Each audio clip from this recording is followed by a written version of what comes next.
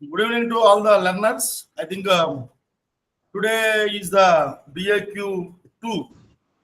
Again, you are having the academic counselor, Mr. Madhu. Only two students. Yeah, Mr. Madhu. Hello. Yes, sir. See. Yeah. Please go ahead with your class. Okay, sir. Okay. Okay. Okay, Thank you. thank you. I think tomorrow is the last. This No, no. BAQ. Today is the last session for me. BAQ Okay. 2. Tomorrow onwards, BAQ DAQ. 3 project. Yes, sir. Yes, yes, yes, sir. Okay. Then okay, no problem. Okay, sir. Okay, Okay, thank you. okay sir. Thank you. Yeah.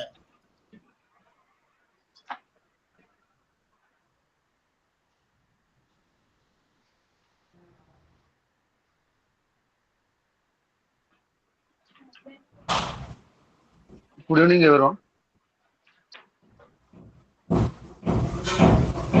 Yesterday, Chinna, please mute your call.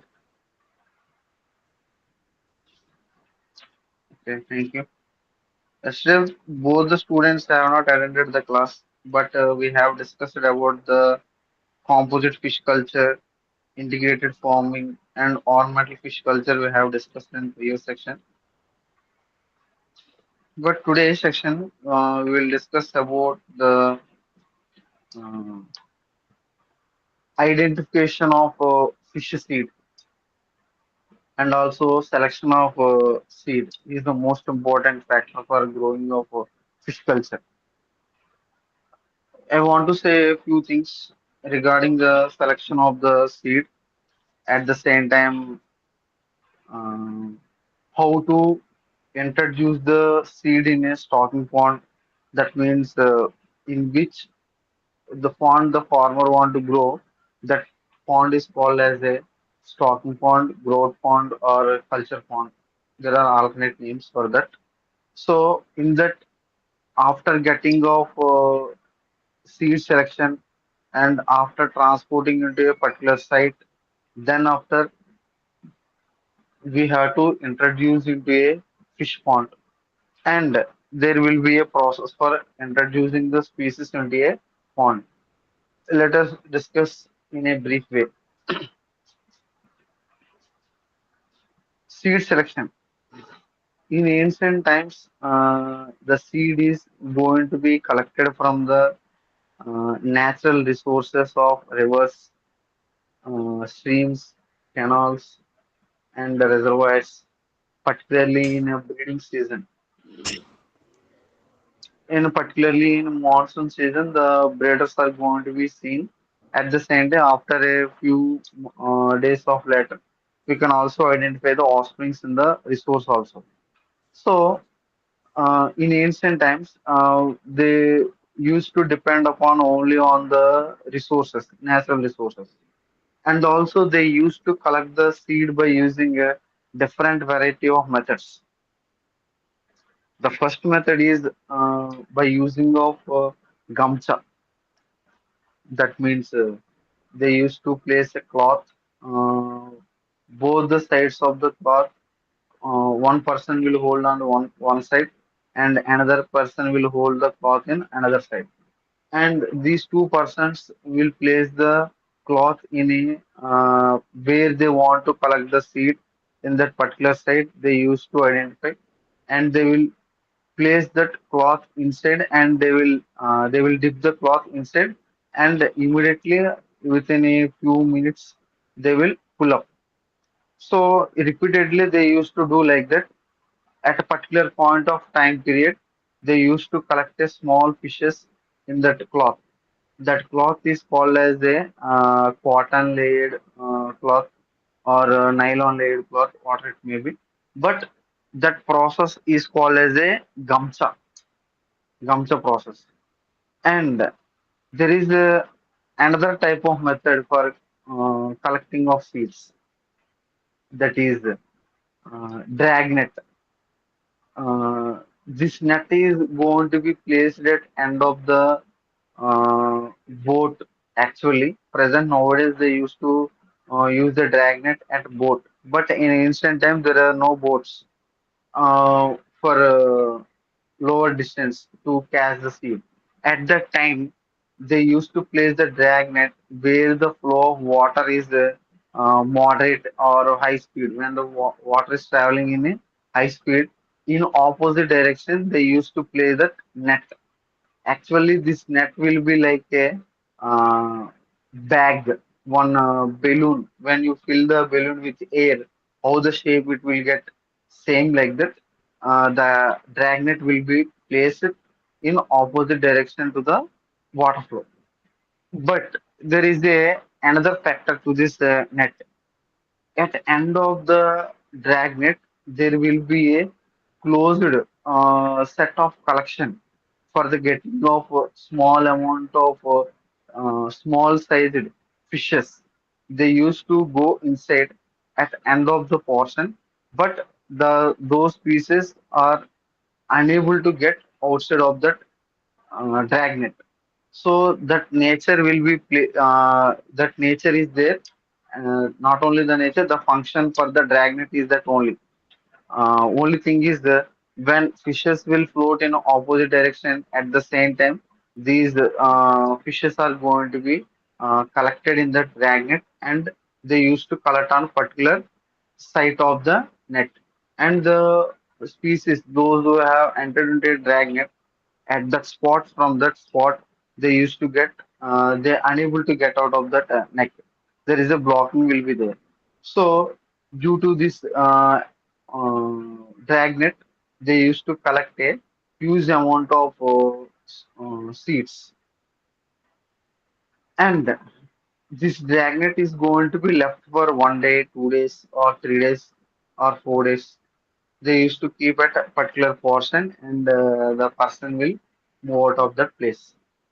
Otherwise, they found that here the fishes will get in a huge way. That means they used to wait for 3 hours, 4 hours, 5 hours of time period. Then after, based on the collection, they used to pull out of the dragnet. So this is the process. And there is also another method for collection of seed. That is nothing but placing of pot pot method. This is the when during a monsoon season, they used to place the uh, pots in opposite direction of the water, or when they found the fish stock at a particular site, they used to place that pot in that water, and in that pot they used to place a small amount of feed ingredients, and after a few minutes of time period, they used to keep only a minutes only. Due to that, they and also the pot should be handled by the one of the person. Based on that, with the help of pot method, they used to collect the seed. Nothing but when you found the fish, obviously the man used to catch the fish by using hands. But here we should not use the hands. We have to use the container. That container is called as a pot. By using a pot, by visualizing the fishes slowly, gently, the person will go into catch the seeds. These are the different types of collection of seed in a natural resources.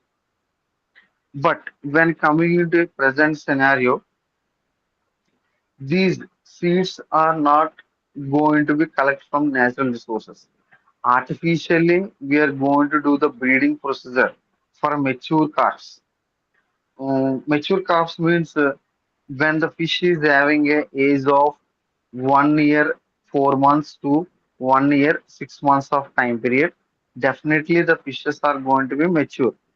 Obviously, when fishes are get matured, the weight of the body should also be a 1 kg or more than 1 kg. So we had to do a breeding in an artificial way. Actually, in ancient time, natural resources, these are going to be breed. At the same time, they will dispose the offsprings. But we are collecting the offsprings at a particular time period. That is a natural thing. But we had to do the breeding procedure in our hatchery. So based on that breeding procedure, we are going to get offsprings. and these offsprings are transferred into different types of ponds. This is a process. But actually, we have to do the breeding by using of mature species.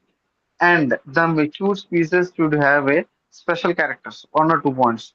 That point is nothing but the matured carp species should be having 1 kg or more than 1 kg of weight, then only those are going to be used for breeding purpose. If less than 1 kg, the fishes are not going to be bred because there is no the body or the goners are not having the capability of getting a high fecundity rate.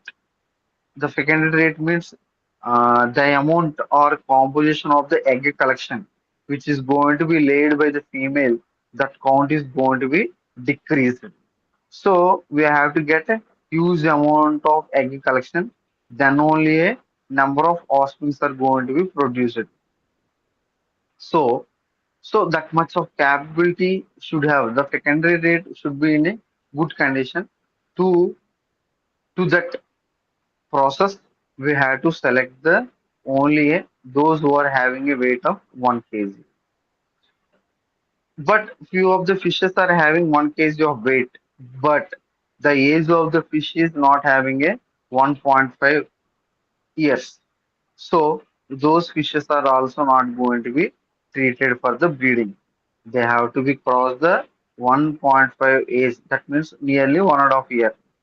If the fish is crossing 1.5 year, then it is going to be preferred. At the same time, the weight of the fish should be a kg or more than 1 kg. That means 1,000 grams. It should be there. So then after we are collecting of mature species at the same time, 1 kg of weighing species of both males and females have to be collected. Both males and females have to be collected. And after collection of the mature species, we should not stock the both the sexes in a same pond. Why? Because if you are stocking immediately, most of the, for example, in 1 hectare you have placed thousand species. For example, 1,000 species. In that, 750 species are the uh, females. Sorry, 750 are the males and 250 are the females. So based on that, we are placing a stocking. So both all the 750 and 250 are not going to be participate at the same time in a breeding. So due to that, it takes fluctuations to collect the hatch egg collection. So to avoid the damage of the egg at the same time, based on the uh, breeding purpose, we have to identify those fishes are going to be breeded and those fishes are not going to be breeded. We have to identify the nature. So, due to that, we should not stock immediately both the males and females in a same time in a immediate way. You have to stock it in a separate tank. After growing of 1 or 2 months of time period, by giving of good nutritious food to the both the males and females, then the breeding will be in a healthy nature. At the same time, the offspring will be get a good immunity power based on the good diet. When you are providing a high nutritious food value to the breeder, then only the fecundity rate should be in a good condition. And there are chances of increasing the fecundity rate also. For example, one female fish is having a capacity of laying 1 million eggs. Example, I'm saying by giving of bad quality of feeding habitat during breeding time period, the fecundity rate is going to be fall down. It's going to be in a zero point 0.8 or zero point 0.7 millions only. If you are giving a moderate level, definitely the species are going to get 1 million. If you are giving a high nutritious and beneficial food and the food is completely utilized by the fish, then the fish is going to be increase their fecundity rate up to 1.5 millions. So if the thing is by separating of both the males and females, and we have to give the different types of feedings for male and female. Same feeding habits are not going to be preferred for male and female because here most capacity of producing eggs are going to be seen in by the female. Male is not going to lay the eggs. The male is going to produce the milk only, but female is having a capability of producing the eggs. So here the female need a high nutritionist and high rich vitamin or mineral type of food is needed to the female. Here, the male fish is going to be in a healthy condition. They have to be treated in a healthy condition by providing of good environment and by providing of natural food in a high quantity and by treating with some mineral dosages.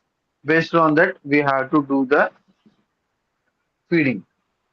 So here, after rearing of 1 or 2 months of time period, then after that we have to stock in a 2:1 ratio, both the males and females in a single pond. Here, the process is going to be started now. Here, when both the males and females,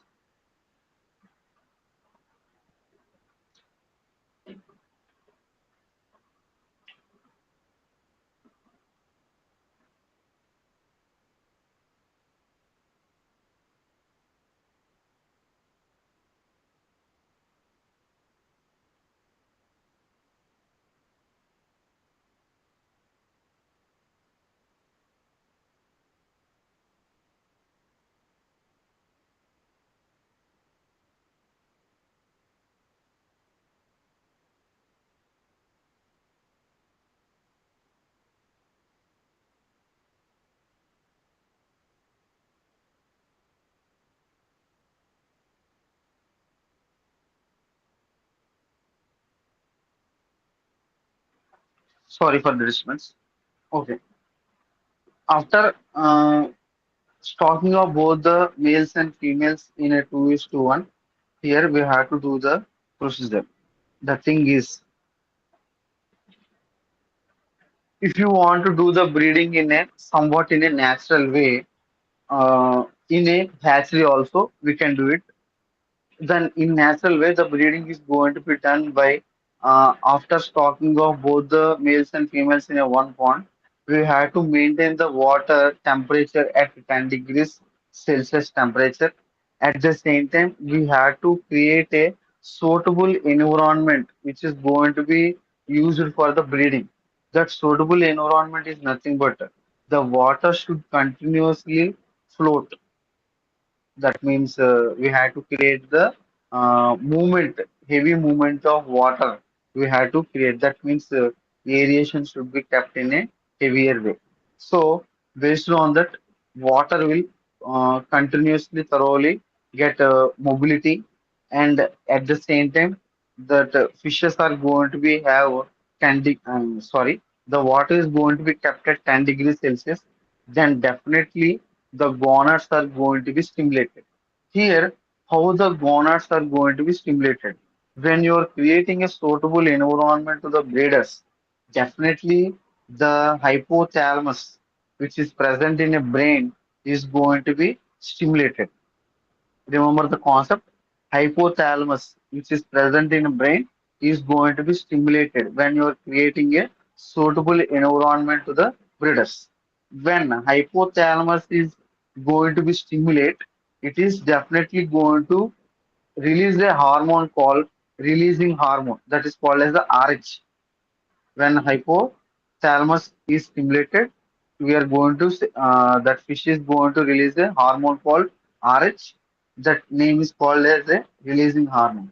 When RH is released, releasing a hormone is released, definitely the pituitary gland is going to be stimulated. RH is going to stimulate the pituitary gland. Then after this pituitary gland is going to release a hormone called gonadotropic hormones. Pituitary gland is going to release a hormone called gonadotropic hormones. These hormones are going to stimulate the gonads. Gonads means males in males of testes and in females of ovaries are called as the gonads. And when these gonads are stimulated, these are going to release the hormone called sex hormones. Due to these sex hormones, we are going to get a spawning. Spawning means from the male we are going to get a milk, and from the female we are going to get a egg collection. This is called as a stimulation process of the breeding time period. We had to stimulate the hypothalamus. Then after that, it is going to stimulate the pituitary gland. Then after that, gonads will be stimulated. Then after that, we are going to see the spawning collection. So when you are creating the suitable environment, this process is going to be taken inside the both the males and females of the body. And after that, when spawn is going to be released from the male and female, definitely here going to see the fertilization. That means milk is going to fertilize the eggs. Here, this process is going to be taken for up to a 24 hours to 72 hours of time period, because if you are going to do it in a natural way, that means all the males and females has to be stimulated. But here one fish is going to stimulate in faster way and one fish is going to stimulate in later. So here the time fluctuations will be there. So all the stocking should be fertilized so that we have to give us some duration of time period. After particular duration of time period, all the males and females are going to be in a release their gametes. Gametes means males from the milk, female from the eggs. So after 72 hours of time period, definitely all the gametes are going to be disposed out of the body. So here the thing, when you are placing the breeders in a single pond, both the males and females, before stocking, the breeding pond has to be kept with one function. That is nothing but at the bottom of the breeding pond, we have to place a small mosquito layered net. Why? Because not that net should not be touched to the bottom. It has to be upwards to the bottom. The distance between the net and bottom condition should be at least 1 feet distance. So why we have to place that net at the bottom? For after releasing of gametes, particularly the egg collection, we have to collect it. So without placing of net, the eggs are going to be disposed to the bottom. At the same time, when eggs are going to be fall to the bottom, these eggs are going to be breaked or these are going to be unfertilized. So most of the damages are going to be seen at the same time. After the eggs are in healthy condition also, we are unable to collect the egg content after completion of the breeding. So it takes very difficult procedure for collection of eggs. Why? Because they are in a smaller sized microscopic structure condition will be there. So when we are when we want to do a harvest of that egg collection, we are unable to do that. And most of the during that harvest time period like that, the eggs are going to be damaged in heavy way. So to avoid all those things, we had to place the small diameter net, single layer net at bottom. After completion of breeding, we have to pull out of the net from the bottom layer and we have to segregate those who are in healthy condition, those who are unhealthy condition. At the same time, The shells of the eggs has to be removed, and we had to segregate all the disposals, and we had to take only a fresh, only a healthy type of eggs has to be collected, and this has to be placed in a hatching hopper. This is going to be seen in a natural way if you want to do it, but it takes a long duration of time period. Almost the species are going to have a take a time period of 3 to 4 months of time period to completion of all the species. So, if you want to, the hatchery man is not going to wait for that much of time period. Immediately, they want to do a breeding. So, here's the thing: we want to select a mature species. That means we have to be in a, we have to identify special characters. The fish should have 1 kg of weight, and we have to know the age of the fish. And then after that, we have to do it for artificial fertilization. That this artificial fertilization is called as a hypophyization. This artificial fertilization in fishes is called as a hypophyization. This hypophyization is going to be done majorly in a carp species at the stadium, cultivable fishes of fresh waters only. Mostly, fin fishes are going to be done only in a fresh water. Most of the variety of groups are going to be seen as a carp variety of species. That means IMC and EMC species only. So here the thing, we had to start the hypophysation procedure. We had to follow the few following steps. There are few steps to follow the hypophysation. The first thing is the collection of pituitary gland. Collection of pituitary gland. Here we had to collect the pituitary gland from a matured fishes or from a vertebrate animals. Mature fishes or from a, any vertebrate animals. Here pituitary gland is present near or ventral side of the brain. We are going to identify the pituitary gland. So by identification of pituitary gland, we had to extract it out from that portion, and we have to do that in a next procedure. So first thing is we have to select the fishes or vertebrate animals, those who have got matured, and from that matured animal we have to collect the pituitary gland, which is placed in a ventral side of the brain. So by we have to dissect the head portion. Actually, by bisecting of the head portion only, we can identify the pituitary gland. First, we are going to identify the brain. After immediate identification of the brain, we can identify the pituitary gland. This is the process. And after this collection of extraction of the pituitary gland from the head, then immediately it has to be stored in a alcohol. This is the first step. We have to identify the vertebrate animals, matured vertebrate animals, and we have to identify the pituitary gland. And after collection of pituitary gland, we have to place it in a alcohol. This is the first step. And the second step, we had to prepare the pituitary extract. After collection of the pituitary gland, we had to prepare the extraction by using the pituitary gland. Here, the pituitary glands are macerated in a tissue homogenizer. We had to macerate the pituitary gland in a tissue homogenizer with a little distilled water.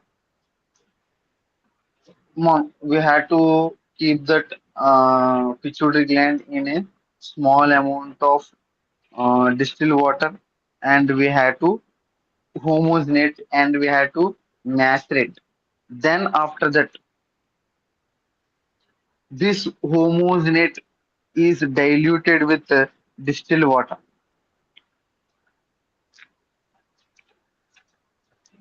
that has to be diluted with distilled water. Here, then after that, we had to centrifuge that diluted solution for about 1000 RPM for 5 minutes. Here we had to centrifuge that. That means rotations per minute. It has to be in 1,000. In that speed, we have to be placed for 5 minutes. Then after that, we will get a supernatant extract is going to be collected, and this has to be preserved in a glycol. This is the process. First, again, I am repeating this preparation of pituitary extract. We have collected the gland, we have stored in alcohol. Then after that, we have to macerate it. That means we have to grind and we have to turn it into a paste. And that condition is called as a homogenizer. And we have to dilute in it. That paste is diluted in a distilled water, and that distilled water is going to be collected into a offended tube, and that is should be in a conical shaped. That offended tube at bottom condition, we have to get a supernatant. Okay, supernatant tube is also present below the offended tube. So when this tube is placed in a centrifuge, and that centrifuge has to be kept in 1,000 RPM, and we have to turn it on. We have to place it for up to a 5 minutes. Then after that, we will get a supernatant solution, and that is has to be stored in a glycol. Here, this is the second step. The preparation of pituitary extract is the second step. Then after that, selection of breeder. Here we have to select the breeder now, and both the males and females has to be kept in a single pond. Two males and one female. That is the 2:1 ratio. We have to place it. Then after the supernatant of solution of pituitary extract, the solution which is placed in a glycol, that extraction is collected out, and we have to do the injection. Here the fourth step is the injection of pituitary extract. Here we have to select the males and females, clear, and selected males and females are kept on a table. We have to do one after one. We should not do at the same time. It is not possible. Also, or otherwise we have to the manpower is having a very high. We can do it at a same time. But if we are having low manpower, we have to do one after one. We have to select the male and female, and they have to kept in a table, and the extracted uh, pituitary is going to be injected at a portions of pectoral fin, pelvic fin, and caudal fin. At base regions of these fins, we have to inject intramuscularly. Intramuscularly means the needle of the uh, syringe has to be kept in a slope direction. We should not inject the needle in a straighted way. We have to bend the needle, and we have to insert slowly at the regions of pectoral fin, pelvic fin, and caudal fin. In these three sites, we can do it the injection. Here, how much of quantity we have to inject is the same for both the male and females. It means it is in a different doses for the male and female. That is,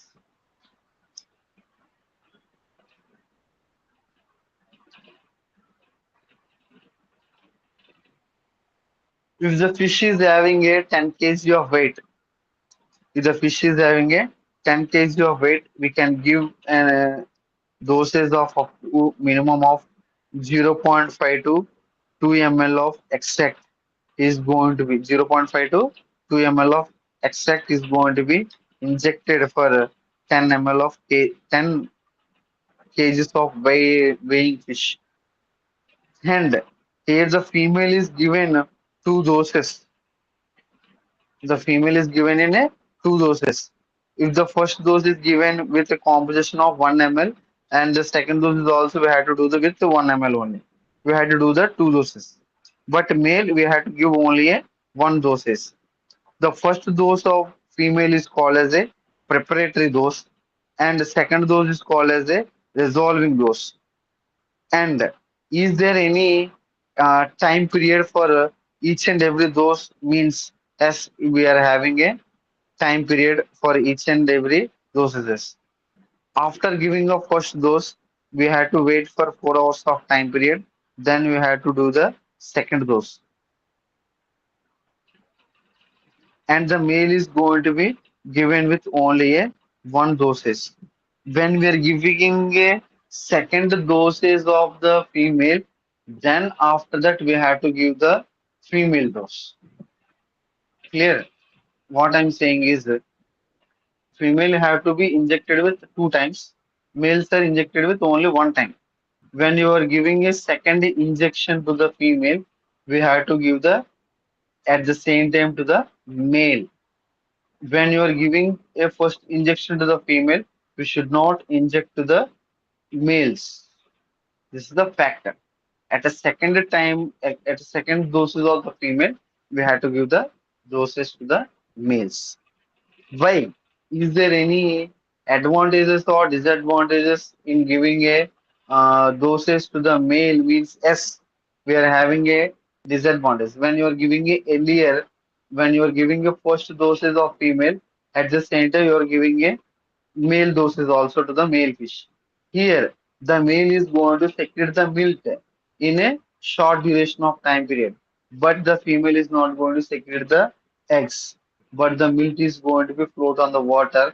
The milk is not going to fertilize the eggs, and the eggs are going to be deposited a later time period, and the milk is not going to have a, that much of capability of doing a fertilization because it came out and it is moving in water and after a long duration of time period the male has given a egg collection.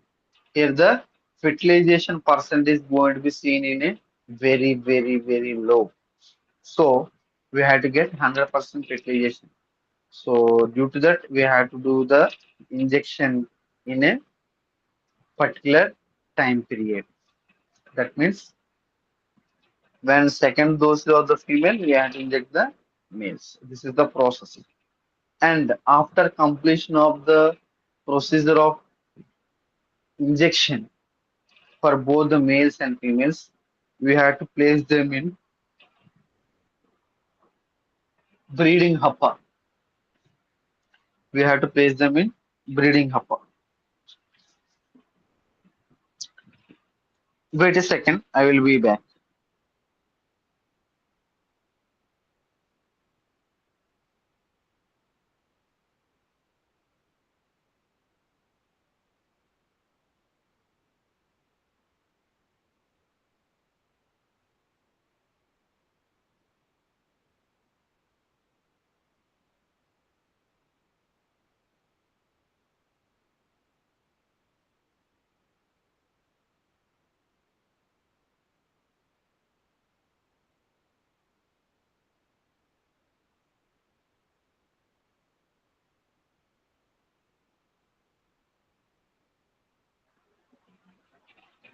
Okay,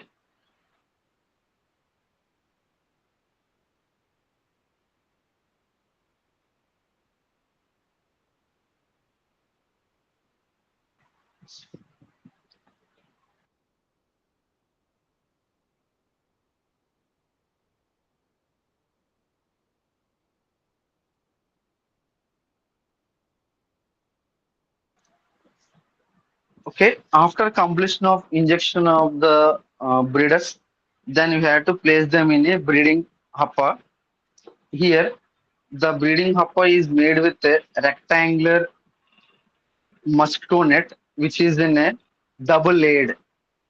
This net has to be constructed in a rectangular shape only, and both the not only both sides, all the sides of the tank has to be covered with the net at the same time. Bottom of the hopper is also constructed with a net. Here, the breeding hopper means when you are stocking the breeders in a breeding tank, which may be in a cement system tank or maybe a ethylene ponds, water it may be. But at the 1 hectare sized breeding pond, we have to place the breeders at one corner of the tank. That means 1/4 of the tank has to be constructed by the hopper. Due to that, that upper structure is going to be made by using of mosquito layered net, which is made with double layered. Particularly, this double layered has to be kept on a bottom of the upper. Why? Because why we had to lay the double layered in a bottom only? Why not in all the surroundings of the upper?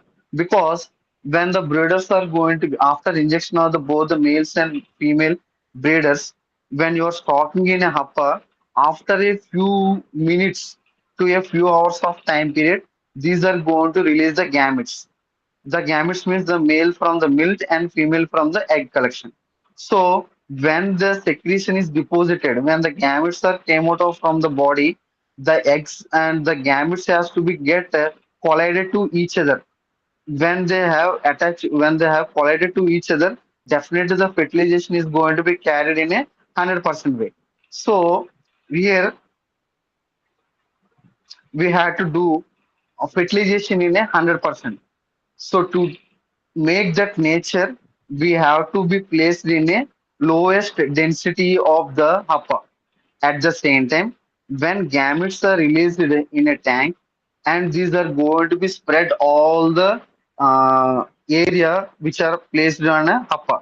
So when we are not constructing the hopper, these gametes are going to be float at all the bottom surfaces of our breeding tank, and here it is going to be taken difficult for fertilization because the male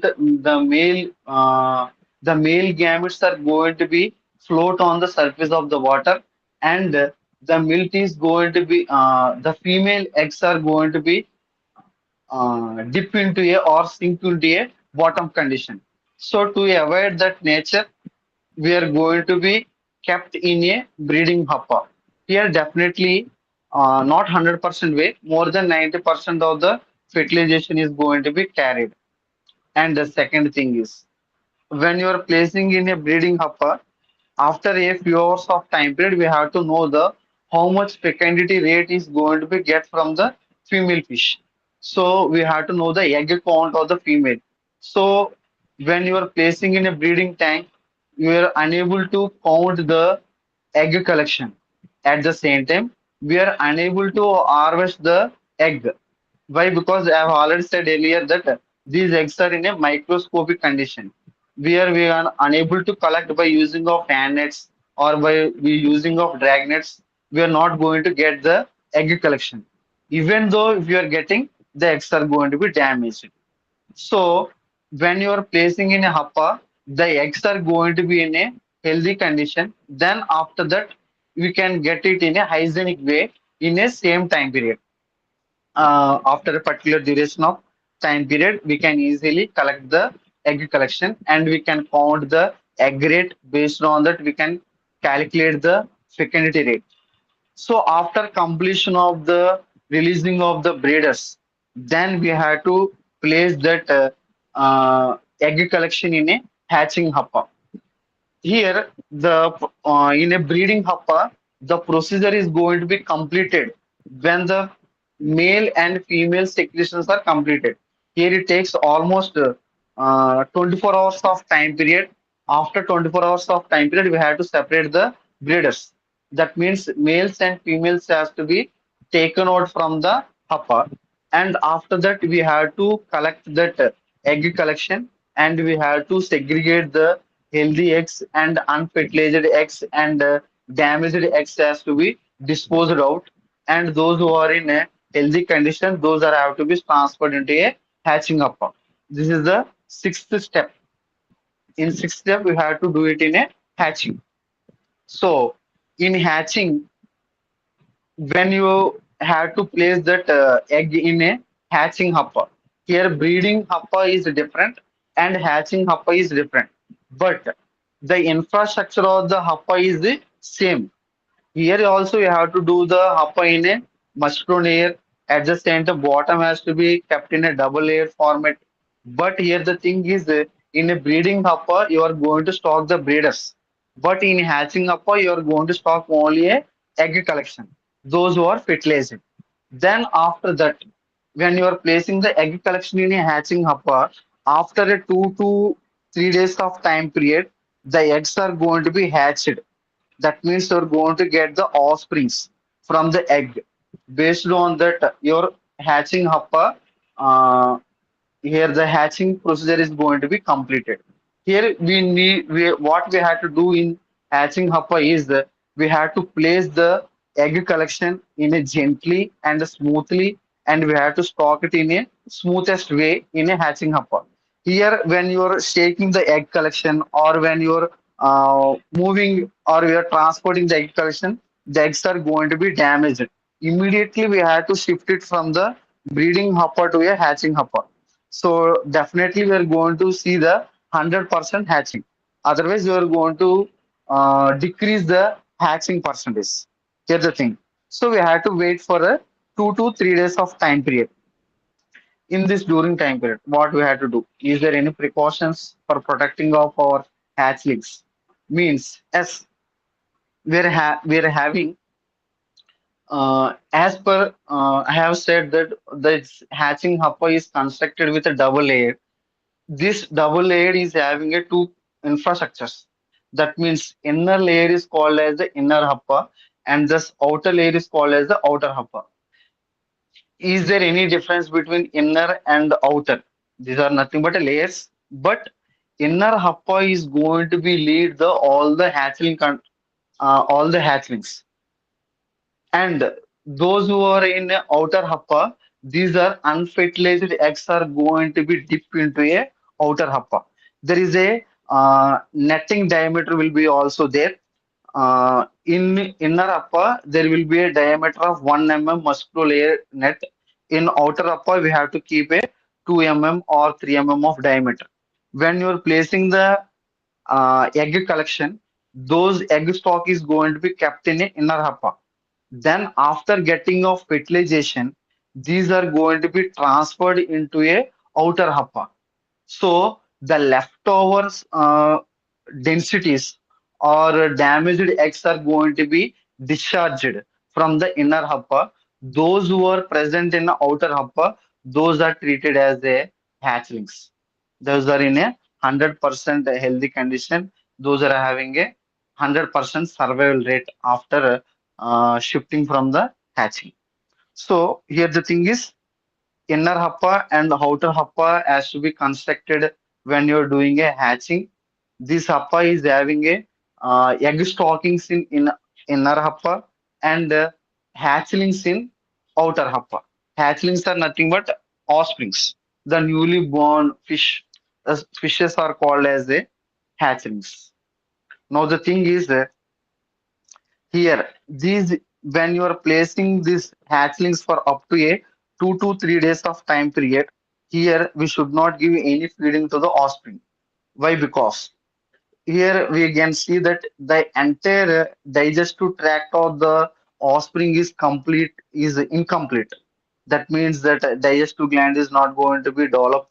At the same time, the alimentary canal from the mouth to the anus is also not going to be completed. Here, when digestive tract is incomplete, when you are giving a feeding to the offspring, the fish is going to be die when it's going to be consumed. So that's why we have to prevent any microscopic organisms or any feed droppings at that hatching hopper.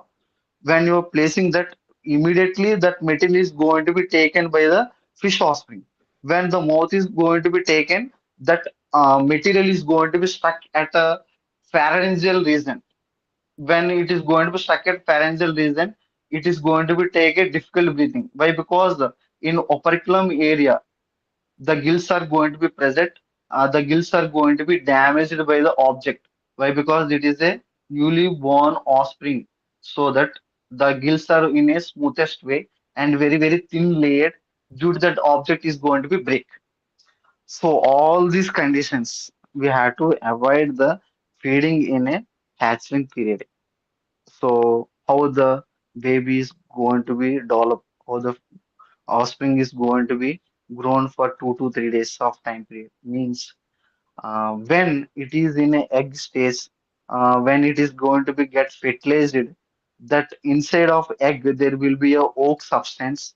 That oak substance is going to be turned as the offspring. In that oak substance, there is a small amount of food particles and minerals and vitamins are going to be seen on that, and that is going to be left in their digestive tract. That is going to be seen for up to a 72 hours of time period is going to be stay in the offsprings. So by nourishing of that oak substance, it is going to be lead their life for up to a 2 to 3 days of time period. After completion of this duration, we have to start the feedings in a different manner. Here, after completion of the hatching, here we are completed the artificial breeding. Once again, I want to give a small conclusion. In artificial breeding, first step we are doing that collection of pituitary gland. Then after that, we are doing a preparation of pituitary extract. Then after that, we are selecting the breeders. And after selection of breeders, we are injecting the breeders in a different doses. After injection, we are keeping the breeders in a breeding hopper. Then after completion of breeding, we are transferring into a hatching hopper. When we are transferring to a hatching hopper, the eggs are going to be hatched and we are going to see the offsprings. This procedure is called as a artificial breeding in fish and it is also called as a hypophysis. After artificial breeding, what we are going to see here, after this procedure,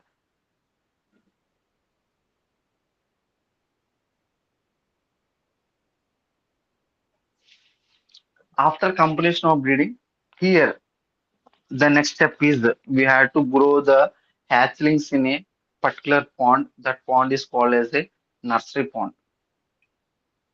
I think we have discussed the types of ponds in previous sections. I think whether you remembered or not, I don't know. Can you give a clarification, Yashwant?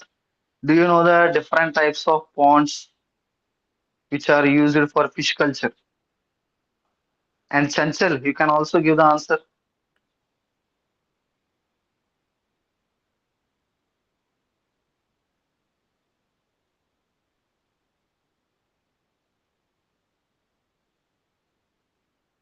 Yashwant, are you there?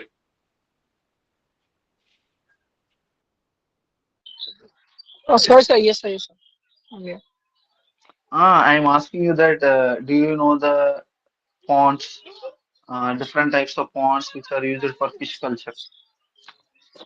Uh, Different types of pond used for fish culture. Yes, yes. Mm, I don't clearly remember. I Okay, I will give you a clarification. Here, the after completion of hatching, we have to grow the hatchlings in a pond. That pond is called as a nursery pond. Here, the nursery pond is going to be constructed in a rectangular shape, Yes, sir. and Yes, we sir. can maintain it. Yes, yes, yes. We can maintain a depth of up to a 3 to 4 feet of depth, and we can maintain a as much as you can maintain a based on your site. You can construct the nursery pond. The length is not a matter, but depth is a very much matter. We have to maintain a 3 to 4 feet of depth. In that 4 feet of depth, we have to leave a 1 feet of tank has to be left over, and rest of the feet has to be filled with water. Here. After transferring of hatchlings into a nursery pond, we had to do is small precautions to the tank. We had to prepare the tank. How we had to prepare means if you are growing the hatchlings in a cement cistern tank, in the tank we had to clean the bottom. If you have earlier doing any culture in the tank means we had to clean the bottom. If otherwise, if no need, by filling of water, it's enough. But after filling of water, we had to do the fertilization to that tank. Fertilization means what is the meaning of fertilization? Pond fertilization. Yashwant, do you know? We So have adding discussed in organic composite fish compound, culture. Ah, yes, yes, yes, yes, sir, yes, yes, exactly. for the development of planktons and zooplanktons. Yes. Here the pond fertilization is nothing but when you're fertilizing the pond with organic manures and inorganic manures, the pond is going to be fertilized when you're placing the material, and definitely the microscopic plants and animals are going to be seen. That means phytoplankton and zooplanktons are going to be identified after fertilization. Here in nursery pond, we have to do the fertilization only with organic manures only. I have to do the fertilization with only organic manures. That is also in a limited composition. So after doing of fertilization, we have to leave the tank for up to 15 days of time period. That means nearly a 2 weeks of time period. We have to leave the nursery pond. Then after that, we have to transfer it into a nursery pond. And we have discussed this already in nursery pond and dairy pond. In nursery pond, we have to grow for 15 to 20 days of time period. We're getting a weight of, we're getting a length of 2 to 2.5 centimeters. And after getting a this much of length, that stage is called as a first larval stage of fry. And these fries are going to be transferred into a rearing pond. And in this rearing pond, we are going to get a fingerling stage. And in this fingerling stage, we are getting a weight of 10.5 centimeters, sorry, 7.5 centimeters to 12.5 centimeters of length. Then after that, we had to transfer it into a stocking pond or growth pond or culture pond. Here, we have to start the new topic.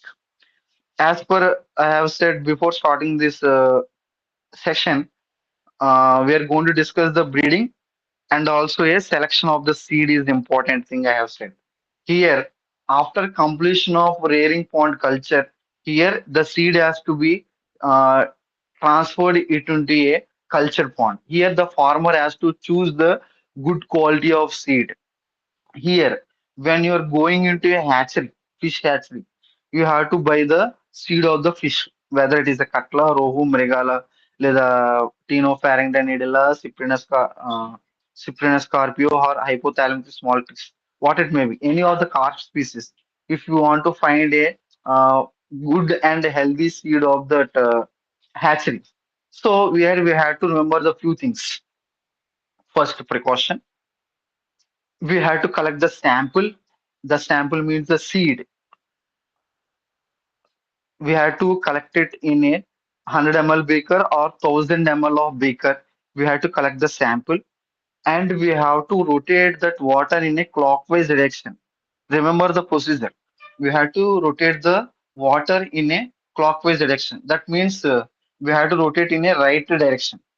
So when you're rotating a clockwise direction, the fishes are going to move in a opposite direction. That means the fish's mobility will be in a anti-clockwise direction.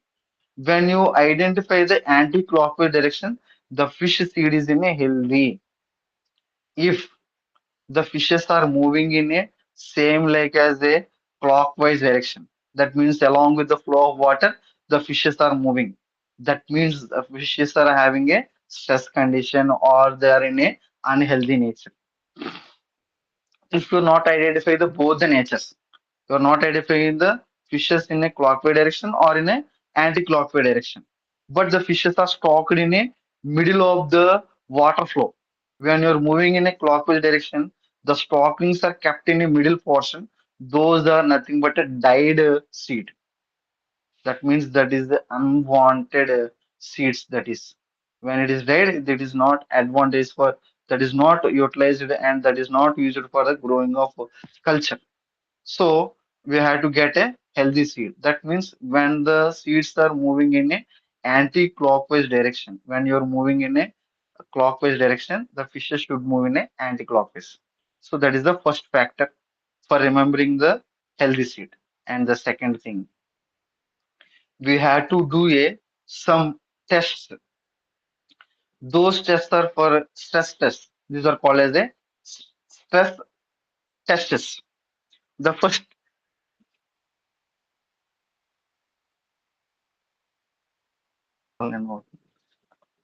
the first thing is a formal test.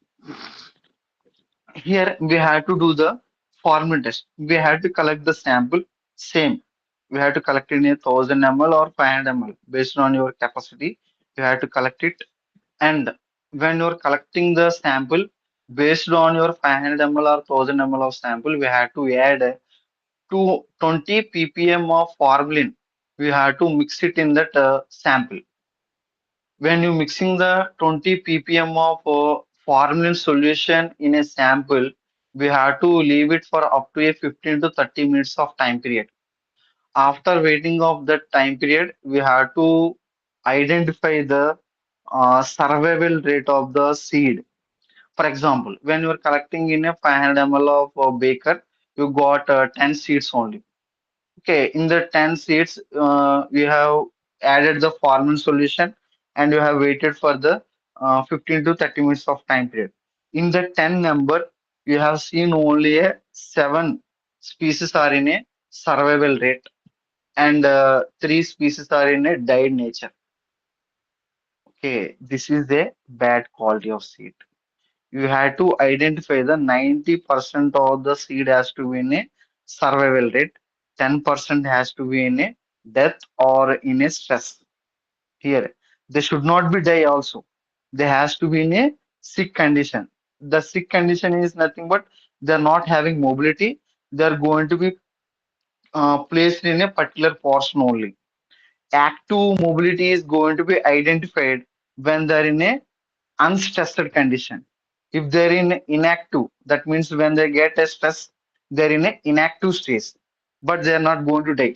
If any one of the species is going to be die, we should not going to buy the seed.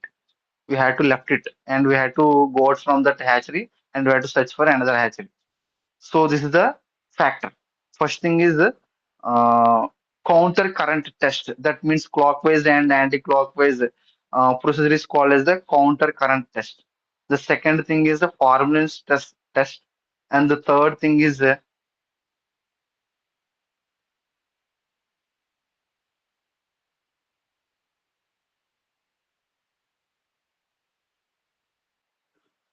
and the third step is the alcohol stress test. Here we have to take the sample of 500 ml. This is a very mandatory. We have to collect the 500 ml of sample. In that, how much of seed that is going to get, that is the second thing. But we have to collect 500 ml of seed, and we have to add uh, 30% of methyl alcohol. We have to add 30% of methyl or ethyl alcohol. Any one of the is also best also, but any of this alcohol we had to add to that 500 ml of sample, and again we had to leave it for 30 minutes only. We should not wait for 15 minutes. We had to wait for 30 minutes. We had to wait for long period of time. After completion of 30 minutes, we had to get a survival rate, and a good healthy condition should be in a 75%, and 25% is in a inactive. So based on this percentage, we had to select a good quality of seed. By doing of all these things, is we can determine 100% of good and healthy seed means here we are going to see only a 90% of the healthy seed. What about the rest 10%? How to find that remaining 10%. That means we have to do some tests by using of some PCR equipment. We have to do viral tests. Those are nothing but HBV viral test is going to be there. We have to do the test and we have to confirm it whether it is having a viral pathogens in their body or not. Whether offspring is not going to have, but they that virus is going to be transferred from mother to baby, mother to offspring. So that we have to definitely do the HBV test for the fish seed. This is the selection of good quality of fish seed. Here we can do the same thing in also for uh, selection of prawn seed, not shrimp seed. We are a freshwater aquaculture section is this. So we had to discuss only about the freshwater species. Here we are having Macrobrachium and Rosenberg. From them, what the seed we are getting, that seed is also going to be tested with these procedures only. So with this, we can conclude that whether it is a good quality or bad quality of seed. Here you are having any doubts means you can ask me.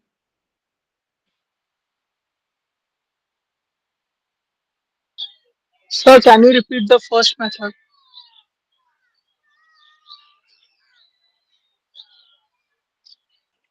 Yeah, sure, Yashwant, I will repeat.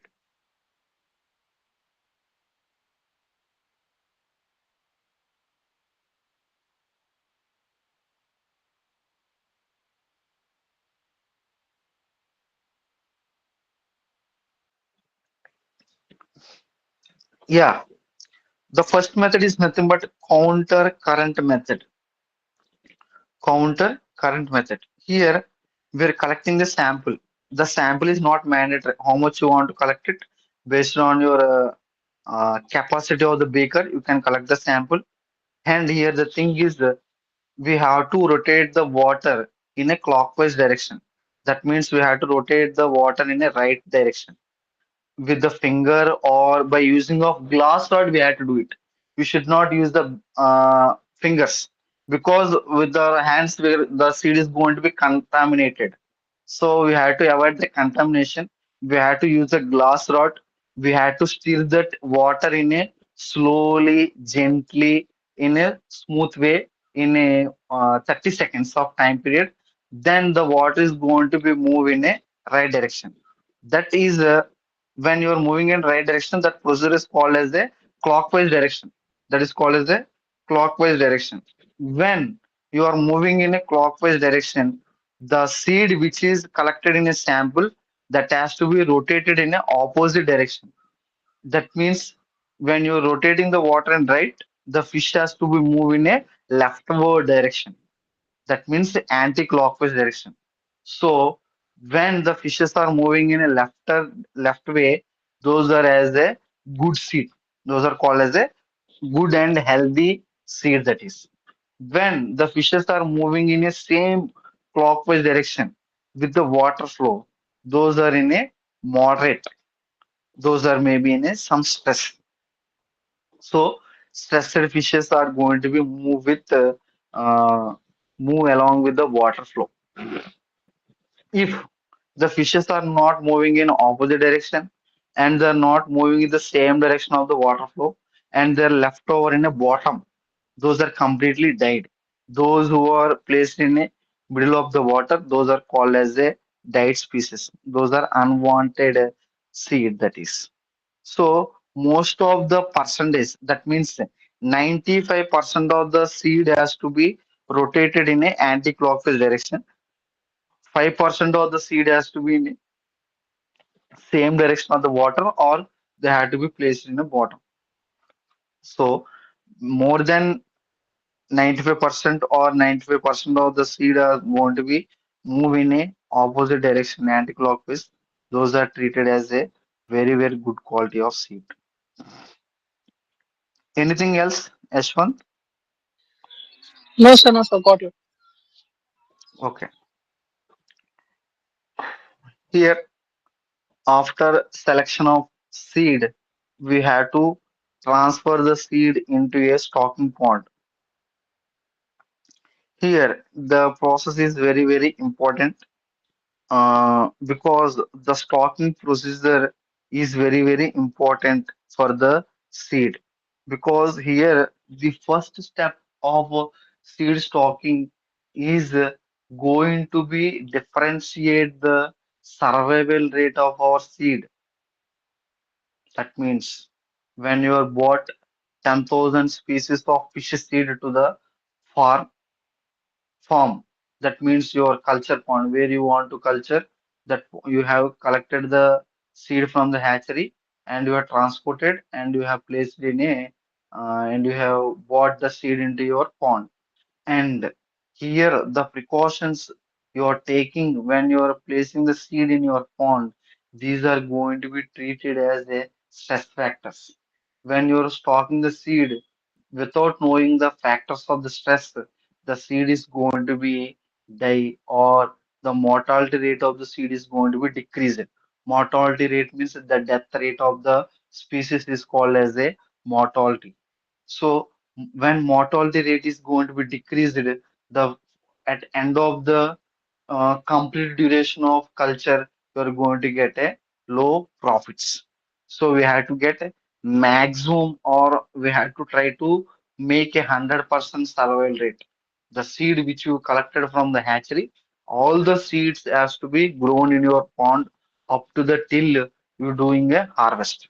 So based on this middle of the culture, if you got a disease, that is the second thing. But the primary thing is the procedure where you are stocking in a pond, this is going to be kept as a major role. Based on this stocking procedure, you are going to give the use and more survival rate. Immediate stocking is going to cause a stress factor, and without culturing of 1 or 2 days only, you're going to see the death rate of your seed. So to avoid that maintenance of culture, we had to do a we had to maintain some precautions. The first thing, the collected seed or you're going to transport in a packing method mostly. When you got from the hatchery, you're going to get a packed seed content. Mostly that packet is going to be seen like a polythene plastic bag is going to be seen. That is a double layered, and the bottom of the bag is also going to be tied with rubber material, and the top of the bag is also going to be packed with rubber only. But before packing, complete packing of the bag, we have to fill the oxygen. This is the precautions has to be taken at a packing section. Now we have to discuss after getting of that packet into your pond, we have to remove that packet and we have to keep it in an open environment. And before opening that packet, we had to collect a 1,000 or 2,000 ml of water in a particular tank. That is a basket or a container which is in a cylindrical shape, what it may be. Any of the container, you have to collect a low amount of pond water and you have to place the bag in that water. The first thing what you're doing is you are maintaining the and you are balancing the temperature. When the seed is transported from the long duration of time period, definitely the temperature of the packet is going to be raised because of the transport is going to be done by the containers or maybe by the open transport of through the bikes or what it may be. Any of the type of transport, definitely the temperature is going to be decreased or raised. So, what the temperature in our pond, we have to regulate the same temperature in our seed packet. So, to maintain that, we have to keep the seed packet in a collected pond water for up to a 5 minutes is enough. By waiting of 5 minutes, the temperature is going to be in a normal state. Then after that, we have to remove the packet and we had to take that seed. into a near to the pond. And we what we have to do, the procedure is the open packet, uh, or polythene bag, the material what you have got, the seed packet, that bag has to be kept in a pond, and the water has to be filled in that polythene bag, not in a fully. Half of the bag has to be filled with the pond water, and leave it for 1 minute, and remove the 50% of water into a pond, and again refill it, and wait for 1 minute, and again you discharge the 50% of water, and you have to do almost this procedure for 5 to 10 times, and this duration takes place up to a 15 to 20 minutes of time period. When you're doing a repeated times of water exchange to your seed bag, that seed is going to be adapted to your pond water.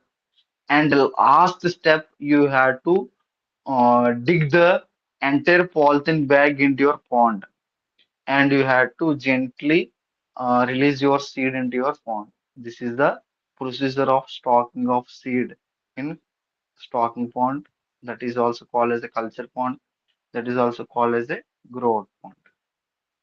And here, when you're collecting the seed from the hatchery, you should not release the seed into a open pond. Before releasing into a pond, we had to construct the happa, same like that we have seen in a hatchery, like a breeding happa, like a hatching happa. Like that, you should also have to construct the happa at one end of your corner of your pond, which in a smaller densities than of not in a user way, by placing of four poles, and with the four poles you had to surround the mosquito net, and you had to close the bottom also, and in that hopper you have to release the seed. And by when you're releasing the seed into a hopper, obviously if you go after a leaving for 5 days of time period, then you're going to know the survival rate of the seed. For example, you bought 10,000 of species from the hatchery and released in your pond open area, and when you're doing a harvest, you got only 5,000. What are the rest of the 5,000? You don't know. So whether you bought from the hatchery, immediately in a few days of time period, they maybe got die, or maybe a predation due to that the species are going to be die. Do you don't know the condition, how the 5,000 species are going not there. So to identify that factor, the first precaution is how much survival rate of your seed is going to be having. That means when you are having a survival rate, when you identify the survival rate, definitely you are going to estimate the end of the harvest, how many species are going to be there when you are doing a harvest. This is the calculation actually, survival rate. So to identify the factor, you have to place it in a hatching hopper, and after monitoring of 5 days, based on the death rate, and you are going to see the survival rate, and those uh, species are going to be released into a pond. This is the stocking procedure. Clear? The first thing, you are adapting the temperature. The second thing, you are decreasing the stress levels of the species. Third thing, you are adapting to the pond water. These are the third factors you have to remember the when you are stocking into a pond. Clear? Any doubts? Yes, sir. No, sir. Okay, okay. Okay. We have discussed the breeding type, and we have discussed the seed selection, and we came to know the stocking. At the same time, we have to know the transportation.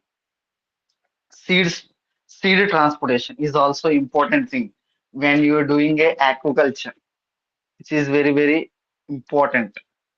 So here the thing, how to do a transport. I want to give a small history. I want to give a small story about this seeds transport. Actually, in an ancient time period, I have said no.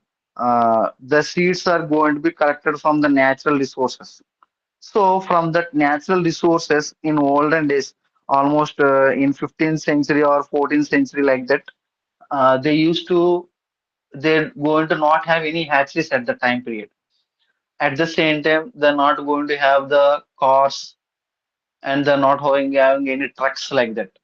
At the time, they're going to use the bicycles and they're also used to transport on the goods train at the time.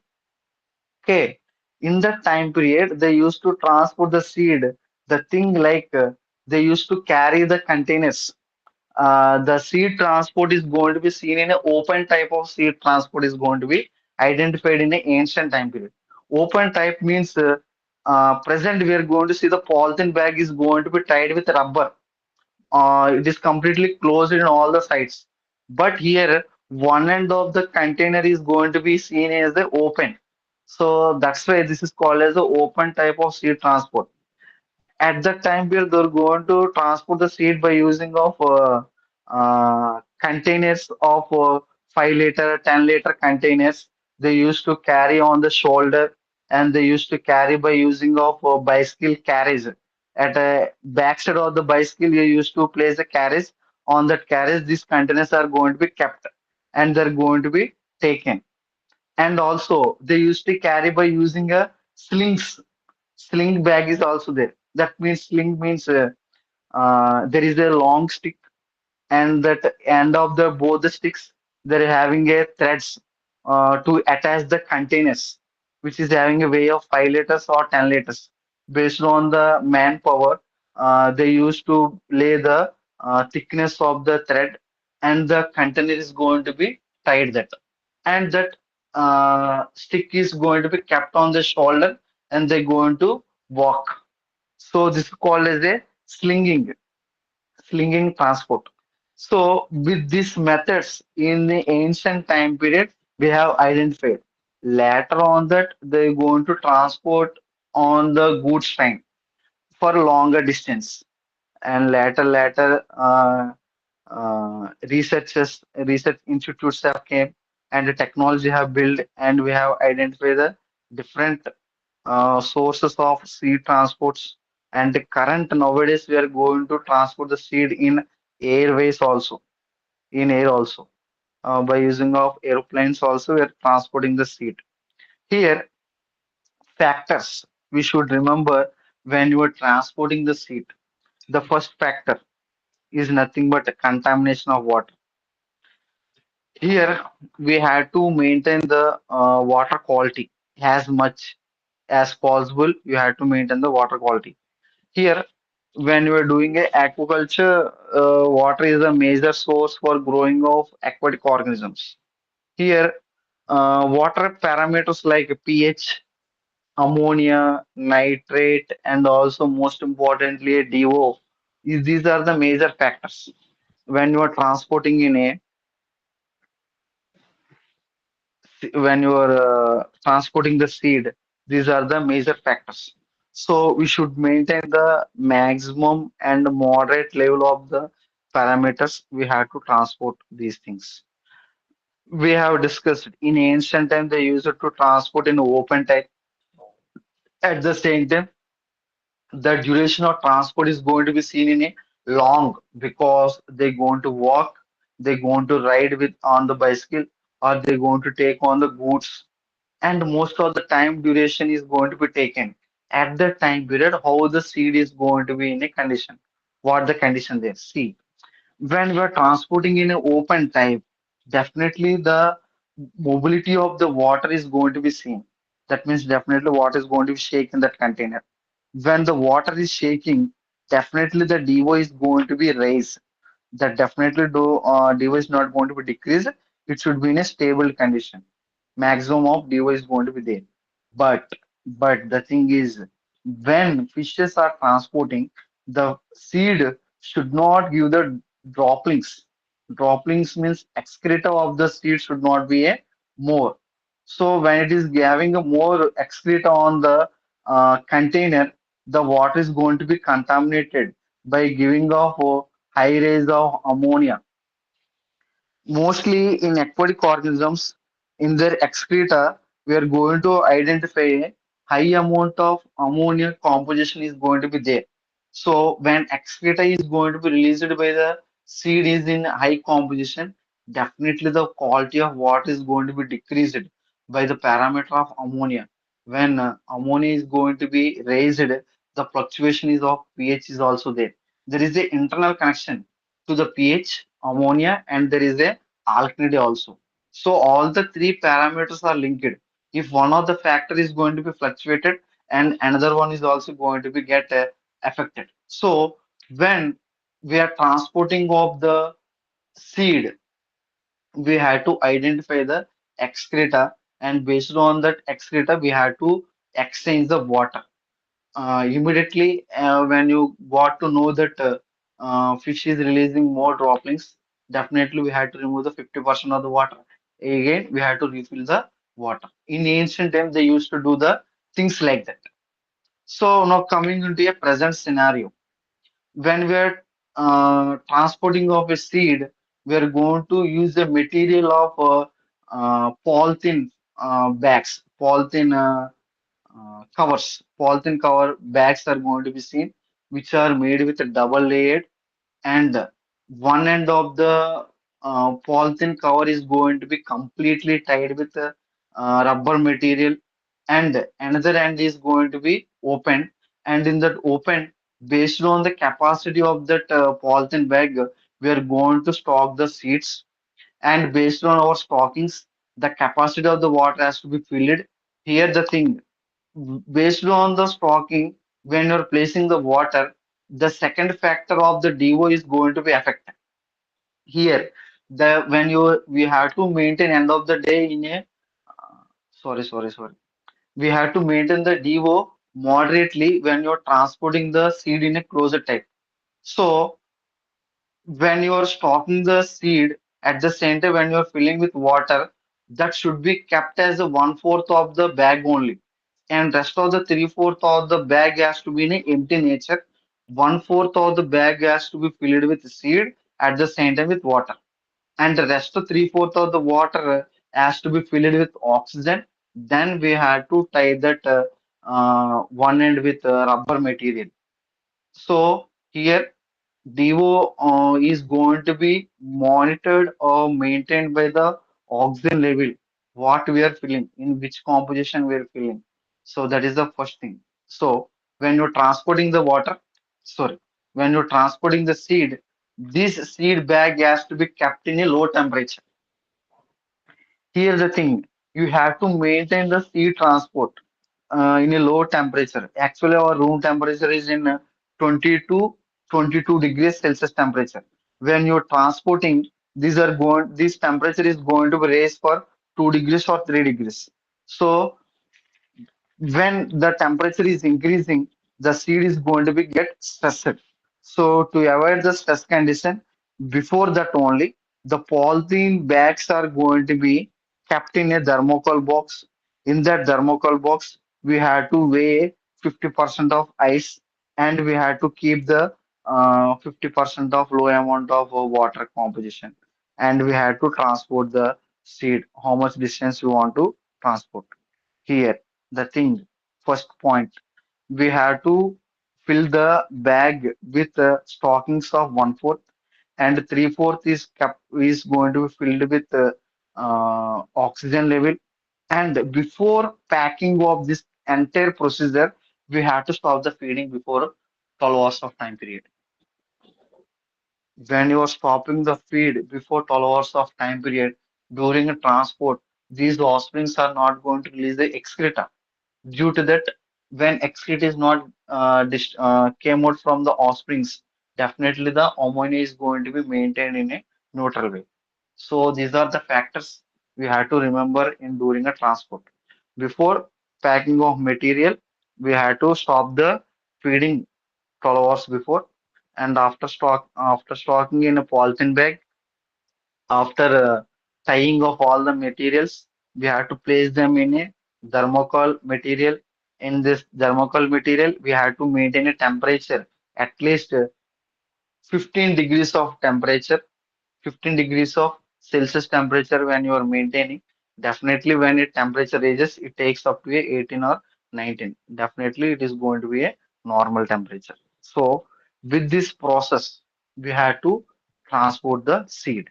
Here, here mortality is going to be decreased during the transport. What are the factors affecting mortality in during a transport? Mortality means I have said the rate of death is called as the mortality. So, how the mortality is going to be seen? The first thing, the packing of the polythene bag is not done in a good condition. That means any loose tying is there means there is a oxygen level is going to be come out from that polythene bag, and there is a low amount of DO is maintained due to that it is going to be stress. Second thing, during transport, if you're neglect the temperature, the offsprings are going to get stressed. Here we're going to see the mortality. And the third thing, when you're doing a transport, before doing a transport, the seed has to be uh, unfed for up to a 12 hours of time period. If you feed continuously, the fishes or the offsprings of the seed is going to be get a mortality. These are the factors affecting during a transport. Okay. Any clarifications you need can ask.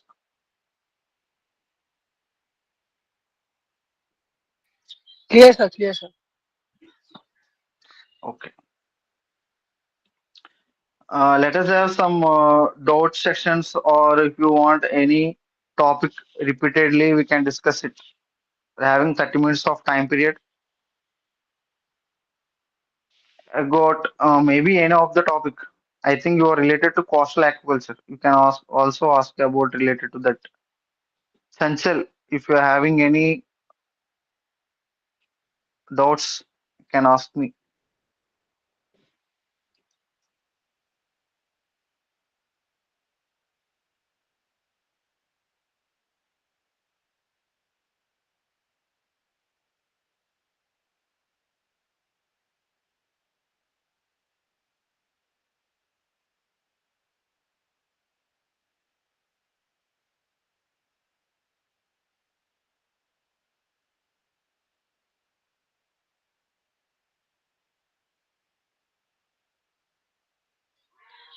So I can't think of any doubts right now, but I will ask if I have Okay, any. okay. Okay then. Um, you may know, get clarity about how the how to stock the density of seed in a when you're getting packed. When you're get packing, how much seed you have to stock, you have to know that. Actually, if the polythene bag is having a capacity of 5 liters capacity, in that you are going to fill with only a 500 ml or 1 liter of capacity with water. And in that 1 liter of water, you are going to stock only up to a 20 to 30 species only. That is enough. If more than 30 species you are stocking, the density is going to be in a user way. The DO levels are going to be decreased at the same time. Competition will be there. Competition means when you're placing in a overcrowded, the mobility of the species is not going to be have enough space. So by taking off the space on mobility, each and every offspring is going to be collided. There is to we can see at end of the transport on body surface there will be a small patches or damages are going to be seen. Maybe rupturing of scales, maybe damaging of fins, maybe scratches on the mouth area, or maybe scratches on the caudal fin, you're going to identify when you're stocking in a over density. So you have to place it in a as much as low. But if you're giving a low density is also no problem. But here the polythene, the how much quantity of the farmer is needed, the bags are going to be get in a user way. If you're stocking a low density, the bags will get more and the transportation is going to be take it difficult somewhat for longer distance. And if you're placing the all the species in a huge amount of density, here the seed is going to be get damaged. So we had to stock the species in a moderate based on the capacity of the bag.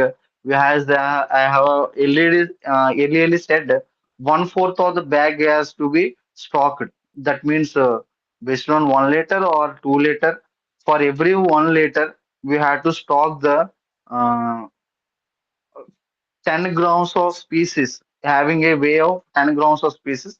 For 1 liter, you have to stock 20 species only, maximum. More than 20 species, it is going to affect the damage or crowding. Clear? Okay. Yes, sir.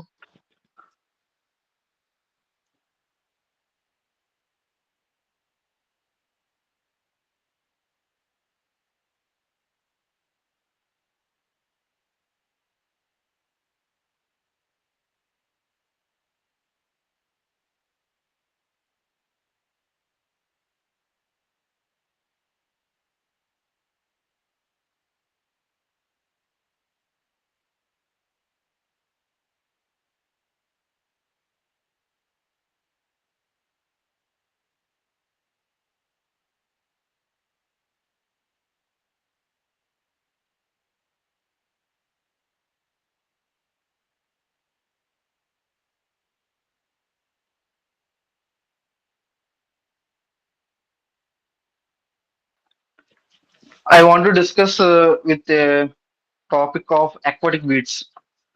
In the last class, Yashwant, you maybe remembered that when we're doing a complete fish culture or polyculture, we have to remove the weed and we have to control the aquatic weeds because it is going to damage our culture. The aquatic weeds are nothing but plants which are present in water, which are unutilized by the fish, are called as the aquatic weeds.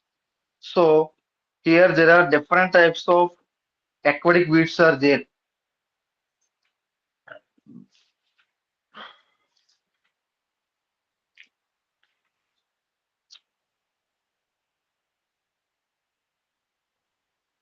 and these aquatic weeds are classified into four different types. These are called as the one is called as the algae, second one is called as the floating weeds, third one is called as the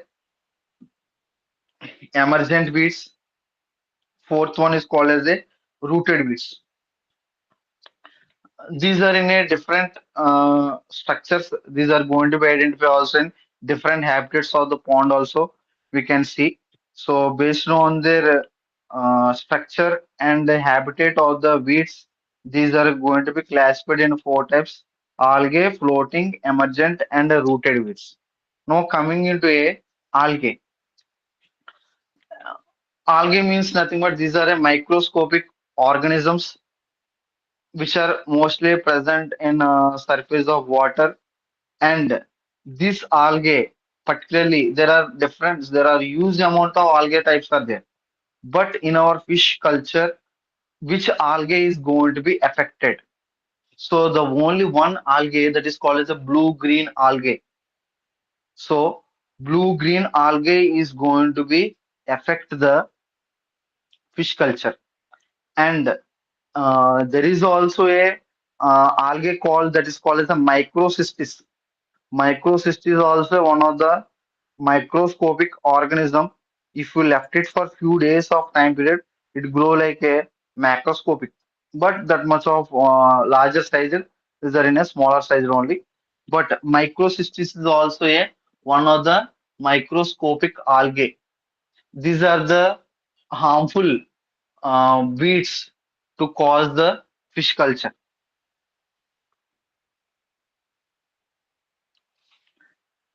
When these algae are growing in a over density, we can call it as the algal bloom simply.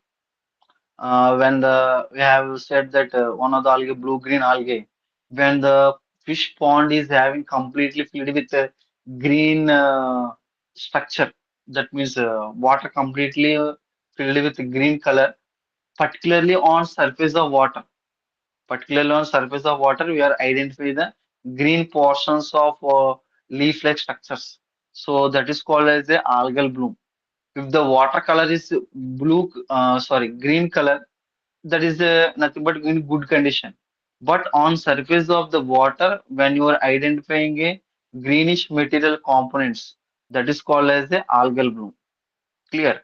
When the fish tank is having a green color, in that water, we are having a good amount of plankton composition, phyto and zooplanktons. That means the fishes are going to be fed on the plankton only. So that is called as a natural food to the fish, as we have discussed in past class. Okay. Now coming into a floating weeds. Here, floating weeds are nothing but the weeds which are present on surface of water. Those are called as the floating weeds. These are not in a microscopic structure. These are in a larger size. I can give you an example for the floating weeds. One is azolla. Second one is pistia, icornia, lamina. These are all nothing but a floating weeds. Few of the weeds, if these weeds are in a lower density, the floating weeds, particularly azolla type of weeds, when these are in a lower density, these are going to be consumed by the one of the carp species that is called as a grass carp, which is called scientifically Tinofarrington idilla. This is going to be consumed the azolla variety of weeds. At the same time, Eichhornia is also going to be consumed, and Salvinia is also a floating weed, which is also consumed by the grass carp. Most of the weeds which are present in water, which is going to be consumed by the grass carp when these are in a lower density. When these are in a lower density, which is not going to be consumed by the grass carp. Only few of the composition is going to be consumed. Rest is going to be present in a water. When lower density of weeds are present, these are going to be grow in a huge way in short duration of time period. Why? Why these are going to be turned into huge way? Why? Because when the pond is getting a sunlight, definitely these plants are going to be get photosynthesis. Definitely these weeds are going to be grow in a user density. So when these are growing in a more and more, the space which is provided to the fishes is congested, and they cannot get the sunlight also, because these are present in a surface layer. Those sunlight should not, though sunlight is prevented by this floating weeds. It is not going into a column region or bottom region. So when sunlight is not there, instead of the water, the plankton will not going to be developed. When phytoplankton is not developing, zooplankton is also not developed. So fish is not going to get a natural food. So this is the drawbacks of the floating feed. And the second variety is emergent.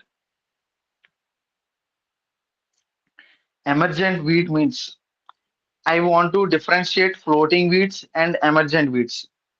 When floating weeds are present on water, the roots of the floating weeds are present on water only, and here the stem and leaves are going to be exposed out of the outer surface.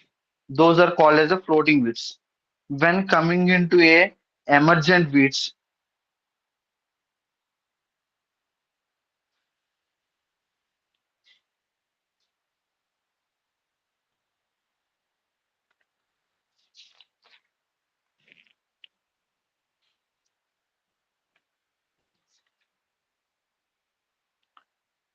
when coming into a emergent weeds, here the most of the uh, plant is completely sink into a water. Only a flowerings and the leaves are going to be exposed out. And when coming into a stem, the stem is also filled in water. But when coming into a floating weeds, if you the floating weeds are having a stem, these are going to be come outside of the water. If the most of the floating weeds are not having the stem here, here the roots at the same time, the roots are connected to a somewhat branch to the leaves. So 50% of the plant is covered to the outer portion, and 50% of the plant is covered inside the water. When coming into a emergent percent, 90% of the plant is covered inside of the water, only 10% is going to be appear in outer side.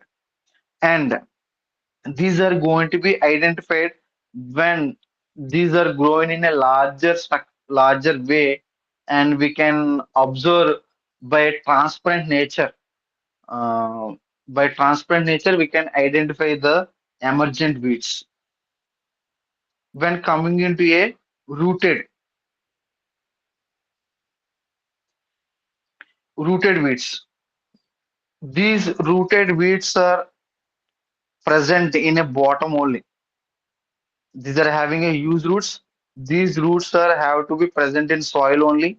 So at the bottom of the pond, these weeds are present. When we are identifying the bottom with some variety of weeds, those are called as a rooted weeds. Sorry, I haven't given example for emergent weeds. I want to give an example for emergent weeds. Typha, Vallisneria, Nymphia. These are the best examples for the emergent weeds. And when coming into a rooted weeds, uh, most of the not 100% of the plant is going to be uh, present in a water only. We are not going to identify any uh, transparent nature or any clearance of the aquatic weeds. So here for rooted weeds, we are having example uh, Iphomia, Marsilia. These are the best example. Iphomia and Marsilia are the best examples for the rooted weeds.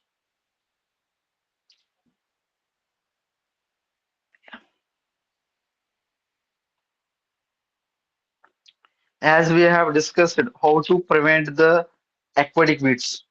Do you remember, Yashwant? Yesterday's class we have discussed how to control the aquatic weeds.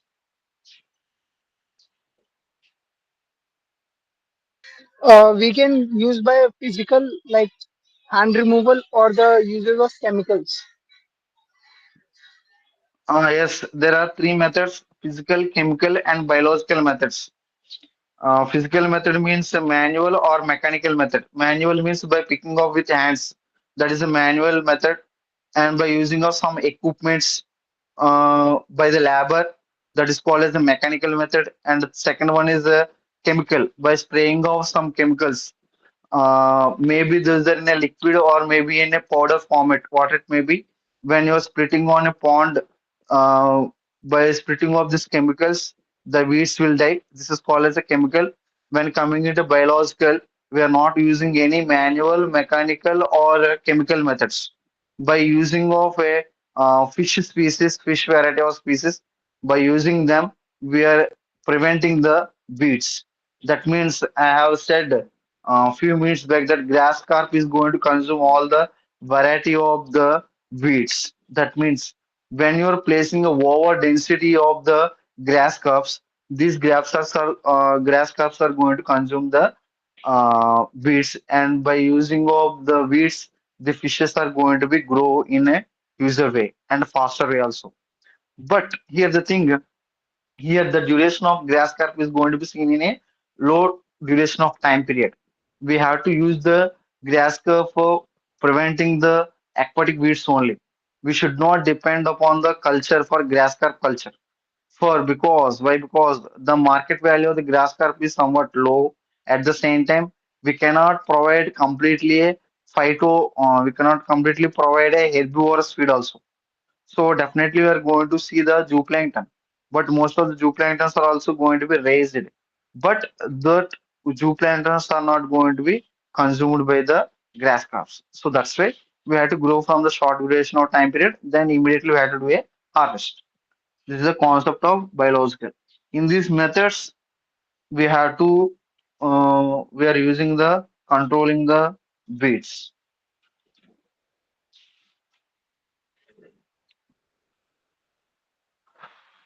Okay. Clear? You're having any doubts? Means you can ask. No doubt, sir. Okay, then we'll meet in offline sessions.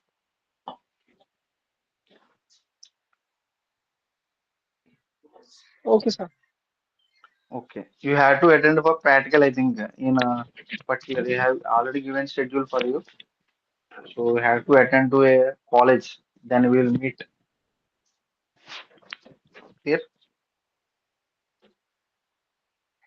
Yes, sir. Okay, okay. And more.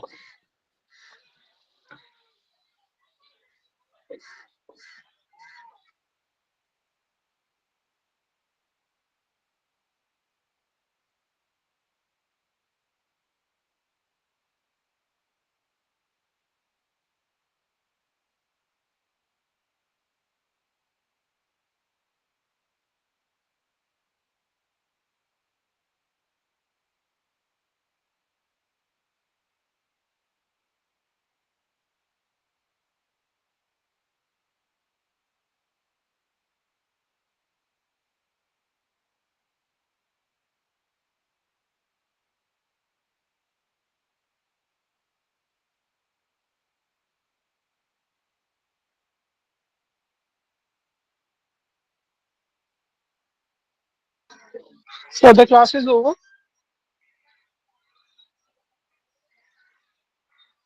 The section is completed one. You can go. Thank you, sir. Okay, okay.